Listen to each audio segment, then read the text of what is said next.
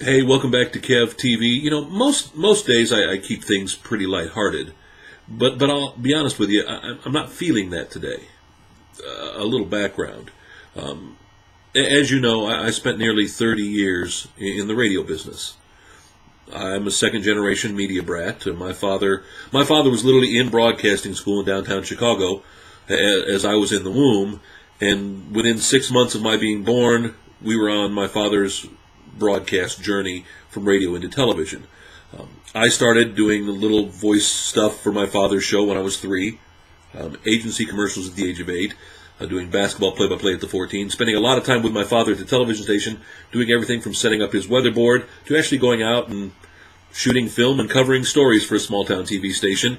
Simple stuff a 13, 14-year-old kid can do. I was working full-time by the time I was 17 in college.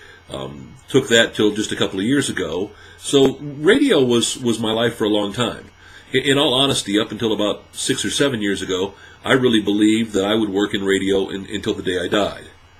Just what I did, it's who I was, it was part of my identity. I saw the handwriting on the wall a few years ago and saw that radio was changing rapidly.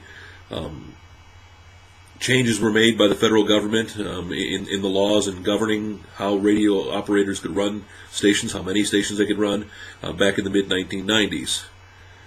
And big corporations came in and taking these stations to the stock exchange, taking them public, caused a lot of cutbacks, caused a lot of changes, and in all honesty, caused a lot of things I think that tore the soul out of radio. I was blessed my last 11 years in radio to work for one of the last local operators. We always joked that the Rubber City Radio Group of Akron, Ohio, was the 50th largest broadcasting company in America. And it was at the time, with 7 radio stations, 3 in Akron, Ohio, and 4 in Lansing, Michigan. And it was great. I was responsible for what I was responsible for. We made the decisions in-house. If I had a question, I walked down to the president of the company, who was 2 floors down, in his corner office. He was also my general manager. He ran the whole show. I knew where I stood. He was the man that interviewed me for the job in 1995 when I first moved to Ohio.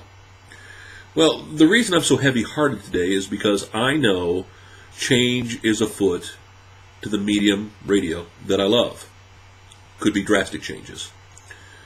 And I've seen them coming, and I'm just sick for not only myself, because it doesn't affect me other than being a fan, but it affects a lot of friends, or it's going to affect a lot of friends I know. One of the biggest broadcasting companies in America, Clear Channel Communications out of San Antonio, Texas, is having a meeting today and tomorrow with their general managers, the guys who run their individual properties, and basically going to hand them their playbook for the year 2009.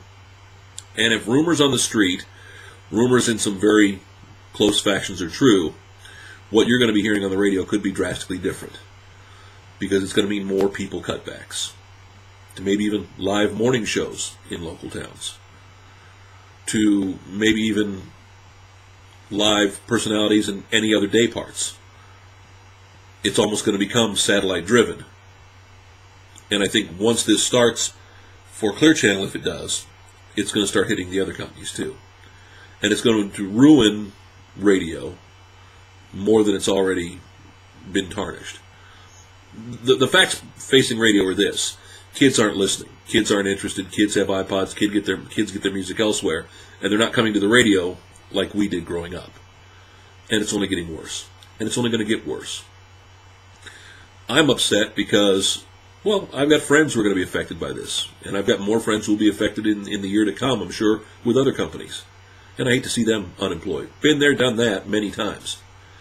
But what I'm sick about is remembering growing up in the business. Remembering my father on the radio in southern Indiana, in Jasper, Indiana, on top of the slanted Dairy Queen roof at probably the age of 3 or 4, him doing a late afternoon radio show on the little AM radio station he worked for, WITZ, and me being there with him. Some of my greatest, earliest, fondest childhood memories revolve around the radio. And it could all be gone.